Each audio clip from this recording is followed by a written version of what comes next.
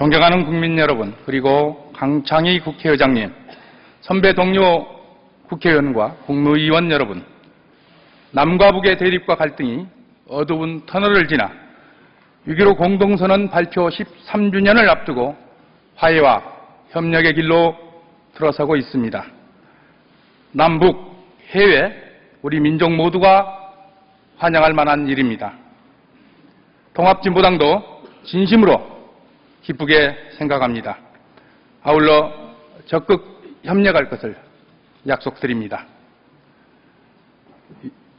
6월 10일 남북 당국 회담이 성과적으로 이루어져 시급한 과제인 개성공단 정상화와 금광산 관광, 이산가족 상봉 등 주요 현안들이 해결되길 바랍니다.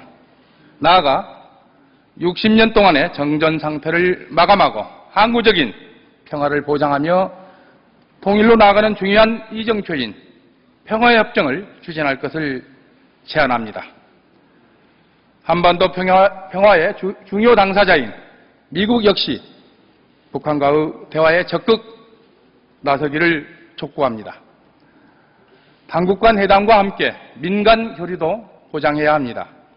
박근혜 대통령의 한반도 신뢰 프로세스가 진정성이 있다면 6.15 공동선언 발표 13주년 남북 공동행사는 보장되어야 합니다.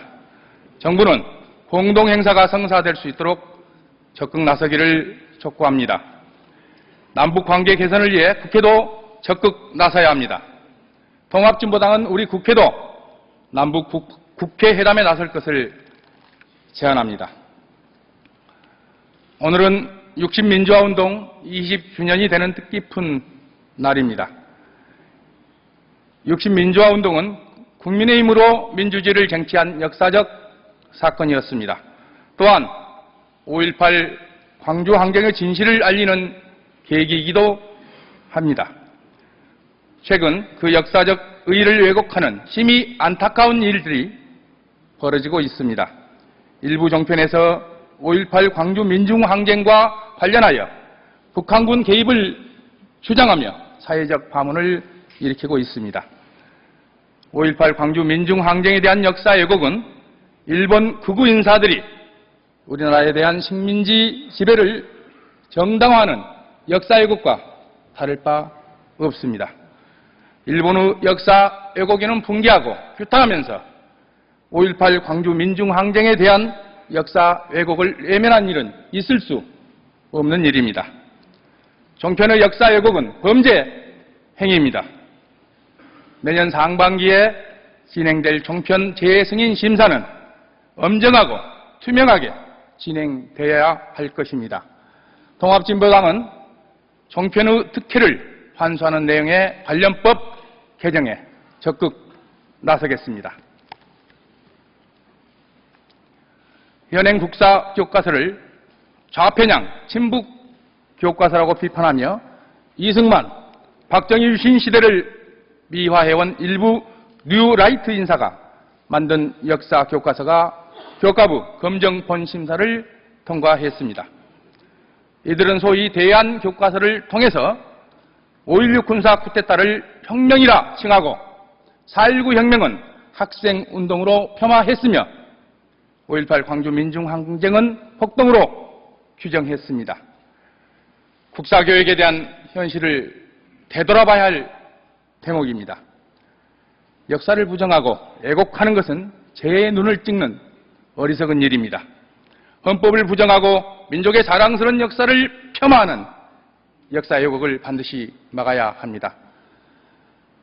통합진보당은 국사 과목에 대한 집중 이수제를 폐지하고 모든 국가시험에 필수 과목으로 지정될 수 있도록 힘을 모으겠습니다.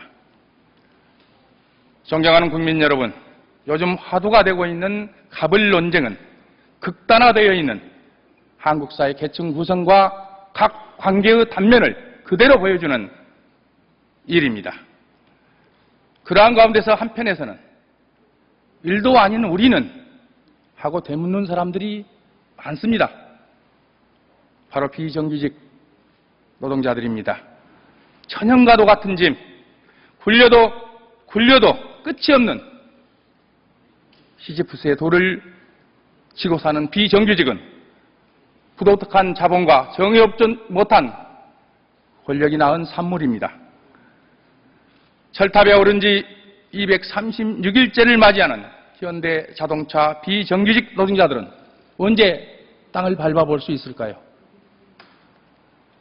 박근혜 대선 후보와 새누리당이 약속한 쌍용 자동차 국정조사는 지금 어디로 갔습니까? 쌍용 자동차 노동자들과 약속한 국정조사와 관련된 사안들이 해당 상임위에서 조속히 처리되기를 희망합니다. 박근혜 정부가 고용률 70%를 말하고 있습니다. 그러나 지금도 공공부문 비정규직 노동자들에겐 얼마 남지 않는 6월 말일부로 계약 해지가 예고되고 있는 실정입니다. 박근혜 정부는 고용 70%를 말하기 전에 국가기관과 공기업의 비정규직 노동자들을 즉각 정규직해야 합니다. 중소영세 상인들이 붕괴 직전에 있습니다. 갑을 논쟁은 대기업 앞에서 수만 번 모시고 무너져 온 중소상인들의 처절한 절규입니다. 지금 여야 할 것 없이 모두가 을을 위한 정치를 주장하고 있지만 작년 국회에서 논란이 되었던 유통산업발전법 개정안은 결국 갑의 힘에 의해서 누더기로 통과된 사실을 우리는 모두 기억하고 있습니다. 대형마트의 유통 독점에 대한 폐해를 최소한이나마 줄이기 위해서는 법적 규제가 절실합니다. 지금 이 시간에도 우리네 들녘에선 구슬땀 흘리면서 모내기가 한참 진행 중입니다. 불행하게도 우리나라 식량 자급률은 22%입니다. 나머지 78%의 수입산 농산물 중 미국산이 60%입니다.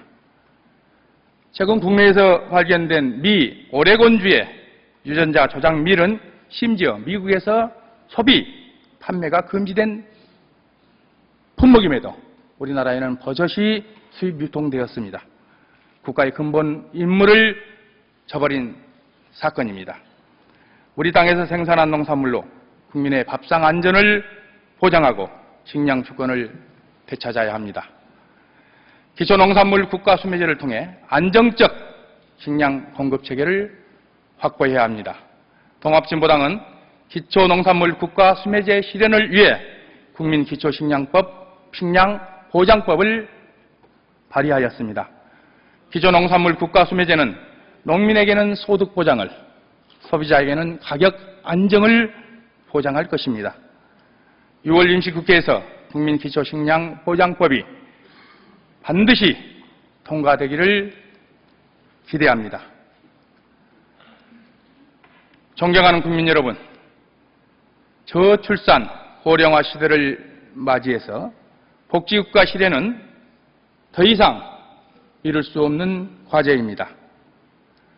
재원의 확보 없이는 복지가 불가능합니다. 증세 없이 복지를 실현하겠다는 것은 국가 채무를 통해서 오늘 당대 현실의 문제를 해결하고 미래 세대에게 그 책임을 떠넘기겠다는 것입니다. 연소득 3억 초과 고소득자에 대한 소득세 세율을 상향하고 1,000억 이상의 순이익을 내는 재벌 기업에 대한 법인세를 상향해야 합니다.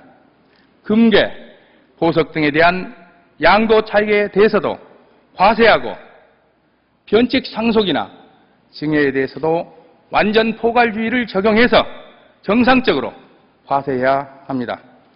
탈세를 엄단하고 세원을 투명하게 관리해야 합니다.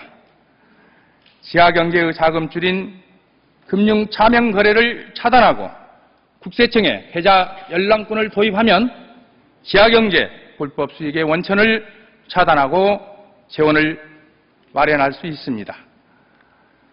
최근 인터넷 매체 뉴스파타에 의해 유명 인사와 기업들의 조세 회피 지역을 통한 역외 탈세 의혹이 드러났습니다. 정부는 반드시 전체 조세 회피 지역을 통한 무역 거래 및 직접 투자가 적절하게 이루어지고 있는지 엄밀히 조사해야 합니다. 통합진보당은 10억 초과 해외 금융계좌 외에 해외에 보유한 회사 지분, 부동산, 선박, 귀금속, 보석, 골동품, 미술품 등 고가재산을 의무신고 대상에 포함시키는 내용의 국세조세조정법 개정안을 발의하였습니다. 이 법안 역시 이번 6월 임시국회에서 통과될 수 있도록 동료 의원들께서 힘을 모아주시기 바랍니다. 국민의 혈세 낭비를 막기 위해 예산과 관련된 국회의 권한과 책임이 강화되어야 합니다. 현행 예산은 정부가 제출한 계획안으로 국회가 이를 심의 의결해 예산 자체를 법률로 다루고 있지 못합니다. 세입 예산은 조세 법률주의로 다루면서 세출 예산에 대해서는 정부가 편성한 안에 대해서 심사만 하는 기형적 구조하에 있습니다. 지출 법률 유지를 확립시켜 예산의 세입과 지출 모두 법률에 의거해야 합니다. 예산안 법률주의를 도입하여 국회가 예산 편성에 대한 권한을 가질 수 있도록 정부와 국회의 역할을 논의할 때가 왔습니다. 존경하는 국민 여러분, 통합진보당은 노동자, 농어민, 중소상공인의 정당입니다. 노동자, 농어민, 중소상공인 곁에서 지킬 것입니다.